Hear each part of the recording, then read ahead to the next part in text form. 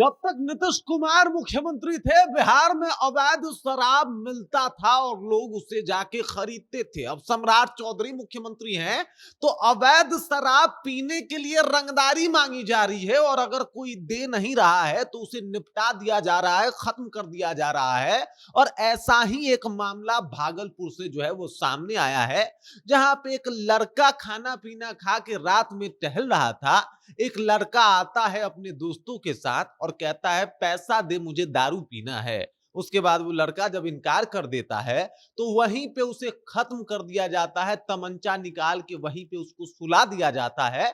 और जब ये खबर सामने आती है तो न कि सिर्फ सम्राट चौधरी के लॉ एंड ऑर्डर बल्कि ये दारूबंदी कानून को लेके क्या कर रहे हैं भाई, इसके ऊपर भी सवाल उठता है। क्योंकि अगर मान लीजिए वो लड़का रंगदारी दे भी देता तो वो जो लड़का है जिसने खत्म किया है, जिसने मार दिया, वो आखिर में कहां से जाके दारू खरीदता। और अगर कहीं से वो दारू खरीद पा रहा है तो सवाल तो उठेगा सम्राट जी की ये कौन सा दारूबंदी है आपके कार्यकाल में। आप मुख्यमंत्री बने तो कहे कि भाई साहब दारूबंदी कानून को सख्ती से लागू करवाया जाएगा। ये कौन सा सख्ती है जिसमें दारू पीने वाले ही थोड़े ज्यादा सख्त हो गए हैं और दारू के नाम पे रंगदारी मांगी जा रही है और नहीं देने पे सामने वाले को निपटा दिया जा रहा है। पूरी कहानी आपको विस्तार पूर्वक बताएंगे, समझाएंगे।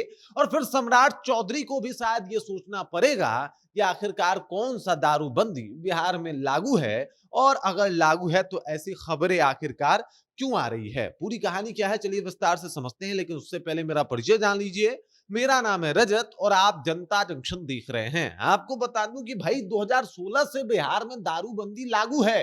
नीतीश कुमार ने अपने तरफ से एक ना उठा रखा कि भाई बिहार में पूर्ण शराबबंदी करके ही जाएंगे, लेकिन उसके बाद पता चला कि नीतीश कुमार के कार्यकाल में ही दारू गैंग सक्रिय हुआ और इस तरीके से पूरे बिहार में इन लोगों का एक अपना जो है वो गैंग चला, कब्जा चला, जो पूछिए मत। मतलब समझिए एक तरफ जहां पे पूरे बिहार का रेवेन्यू अगर देख लिया जाए तो 70-75 हजार करोड़ रुपए है, तो वहीं दूसरी तरफ सिर्फ दारू और अवैध दारू का कारोबार 40,000 करोड़ रुपए का चल रहा है। तो ऐसे में तो सोचना पड़ेगा कि भाई साहब आखिरकार बिहार में कौन सी दारूबंदी लागू है। अब जब सम्राट चौधरी आए तो उम्मीद था कि भाई साहब ये जो है वो एकदम से खत्म कर देंगे, दारूबंदी जो है वो बड़ा ही अलग तरीके से लागू किया जाएगा। इन्होंने कहा भी कि हम काफी सख्ती बरतेंगे, लोगों ने कहा खोल देंगे, इन्होंने कहा बिल्कुल नहीं, एकदम दारू खुलने का चांस ही पैदा नहीं होता। अरे भाई जब दारू आप खोल नहीं पा रहे हैं तो ये दारू आ कहां से रहा है। और अगर दारू यहाँ पे अवेलेबल हो जा रहा है तो सम्राट चौधरी जिस लॉ एंड ऑर्डर की दुहाई दे रहे हैं आप, वो कितना बेहतर है जरा बता दीजिए हमको। क्योंकि मामला देखिए सामने है, मैं आपको बता दूं कि जिस तरीके से दारूबंदी लागू है उस दारूबंदी के ऊपर ये जो खबर है वो उसके मुंह पे जोरदार तमाचा है।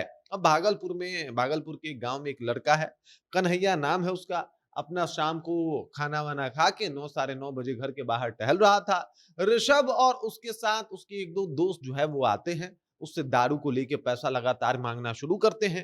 वो लड़का कहता है पैसा नहीं देंगे। अब इतना कहना था कि भाई साहब ऋषभ को गुस्सा आ गया, उसने तमंचा निकाला और वहीं पे खत्म कर दिया कन्हैया को और खत्म करके भाग गया। उसके बाद पुलिस ने कार्रवाई की, 4 घंटे में उन दोषियों को पकड़ भी लिया, लेकिन उन दोषियों को पकड़ लेने के बाद भी कन्हैया वापस नहीं आया। मैं ये बताने की कोशिश कर रहा हूं कि आपका क्राइम जो है वो बहुत बढ़िया, आप लोग रोक रहे हैं, अच्छी बात है, लेकिन क्या अगर कोई व्यक्ति जो है वो खत्म हो जाएगा तो दोबारा तो वापस नहीं आएगा सम्राट जी। मतलब आपका डर जो कहा जाता है वो तो है नहीं, लॉ एंड ऑर्डर का, पुलिस का, संविधान का, इस सब का तो डर जो है वो कहीं ना कहीं इन अपराधियों में समाप्त हो चुका है। सबसे बड़ी बात ये कि वो कहां से दारू खरीदने जा रहा था जिसके लिए वो पैसा मांग रहा था, सबसे बड़ा सवाल ये है। और क्या पुलिस ने इसको इस तरीके से भी देखा, इसकी इस तरीके से भी जांच की गई कि वो कहां से दारू खरीदता।